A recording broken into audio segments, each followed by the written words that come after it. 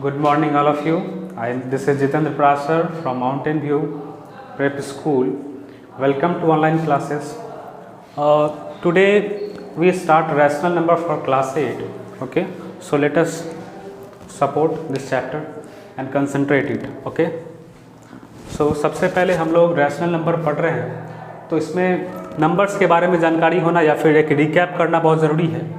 तो हम लोग नंबर्स को स्टार्ट करते हैं। सबसे पहले हम लोग का क्या है कि नंबर्स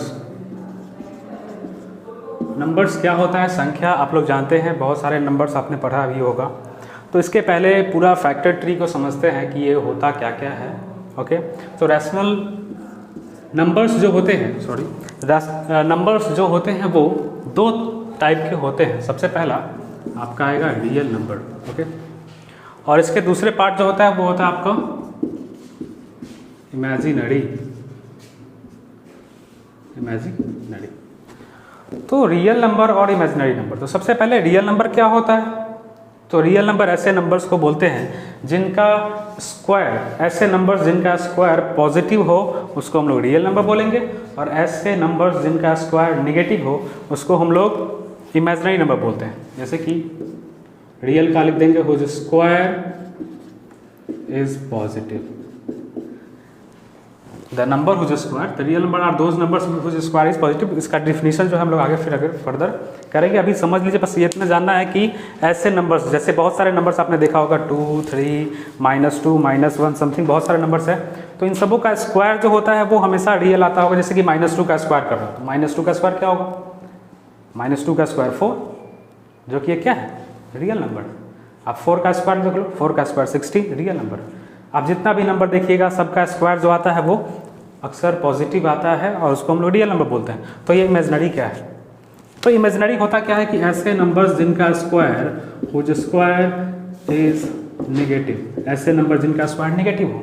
आप लोग ऐसा सोचिए, कोई नंबर अगर ऐसा है जिसका स्क्वायर करने पर नेगेटिव आए, ऐसा वैल्यू है, तो सजेस्ट करें कुछ।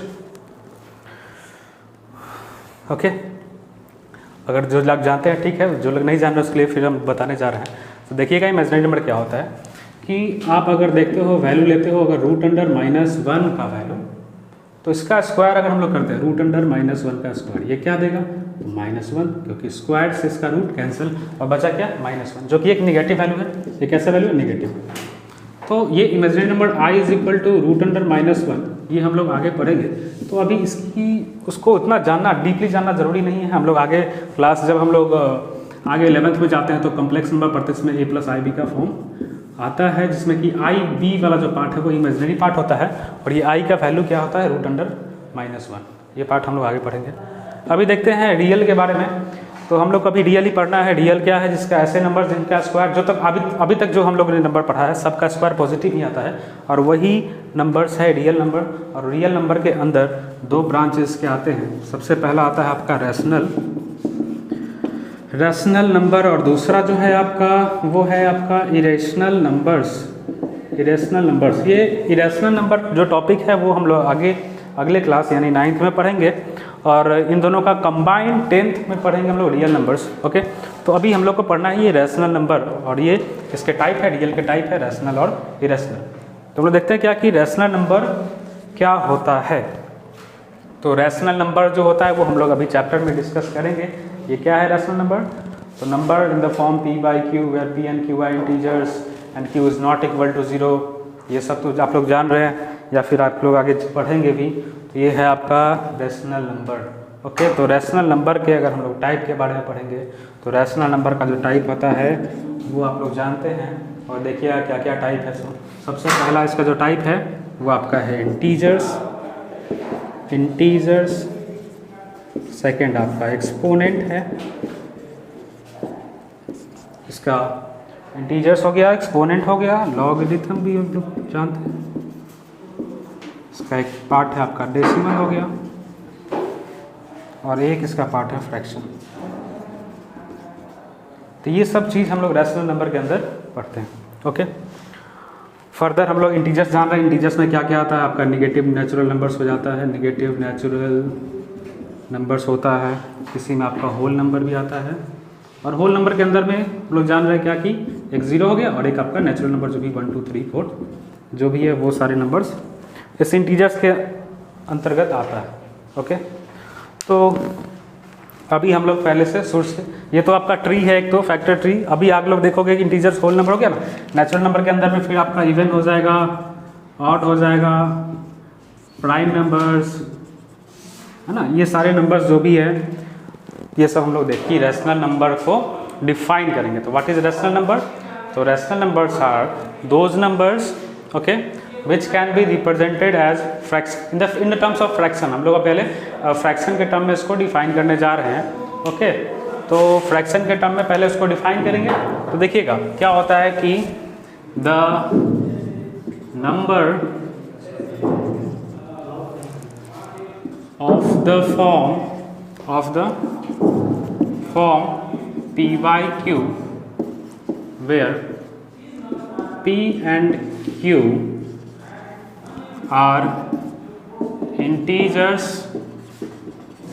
Okay, we know what are integers. Integers क्या होता है हम लोग जान रहे हैं।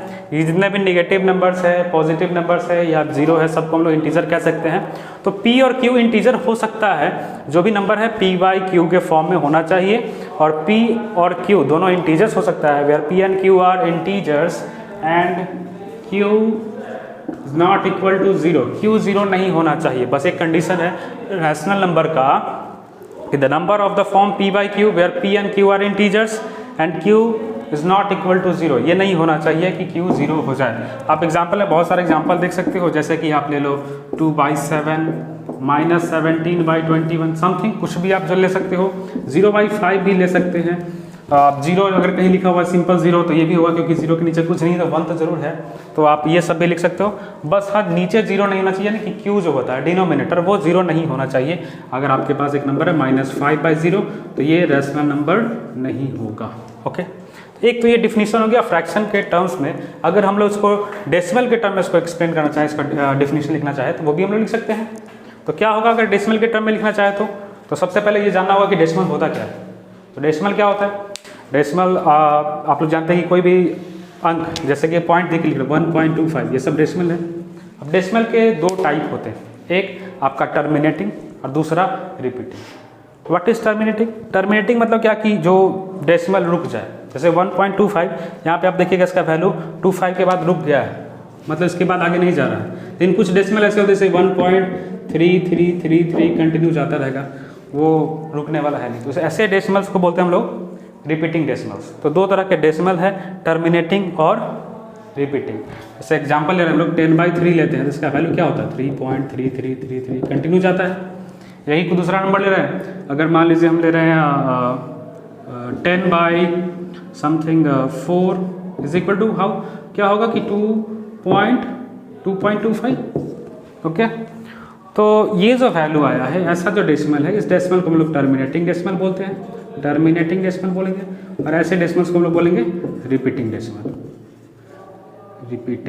रिपीटिंग भी बोल सकते हैं, रेकरिंग भी बोल सकते हैं, नॉन टर्मिनेटिंग भी बोल सकते हैं। ये सब आपका आता है डेसिमल में। तो डेसिमल्स के टर्म में अगर हम इसको डिफाइन करें तो ये क्या होगा कि आप देखिएगा यहाँ पे जो लोग लिखना चाहते हैं वो लिख भी लेंगे। देखिए लिखिएगा क्या होता है कि the numbers whose decimal representation the numbers whose decimal representations is either terminating or repeating are called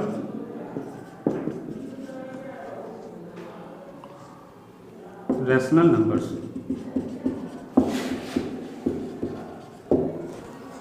तो क्या हो जाएगा कि the numbers whose decimal representations are either या फिर इज आइदर टर्मिनेटिंग और repeating are called rational number. ऐसे numbers को हम लोग रैशनल नंबर कहते हैं। ओके। तो दो आपके पास दो डिफिनीशन हो गया, एक तो फ्रैक्शन वाला कि the number of the form p by q where p and q are integers and q is not equal to 0, इसका बहुत सारा एग्जांपल देखे हो। ये सब नंबर रैशनल नंबर होते हैं। इसके डेसिमल के फॉर्म में भी आप एक डिफिनीशन देख लिए क्या, कि the numbers whose decimal representation is either terminating और repeating is called rational number. For example आप देख सकते हैं क्या क्या, 1.25 रैशनल नंबर है, 2.25 भी रैशनल नंबर है, क्योंकि इसको अगर हम फ्रैक्शन के टर्म में लिखेंगे तो क्या होगा, 1.25 को 125 बाई 100, 225 बाई 100, इसको फिर शॉर्ट फॉर्म में काट सकते हैं, 25 से 5/4, 9/4, ओके। तो ये सब भी रैशनल नंबर होते हैं। अब हम लोग आगे देखेंगे क्या, कि नेक्स्ट जो हमारा टॉपिक है तो बच्चों आज के लिए इतना ही, और इसके आगे जो है वो हम लोग नेक्स्ट क्लास में करेंगे।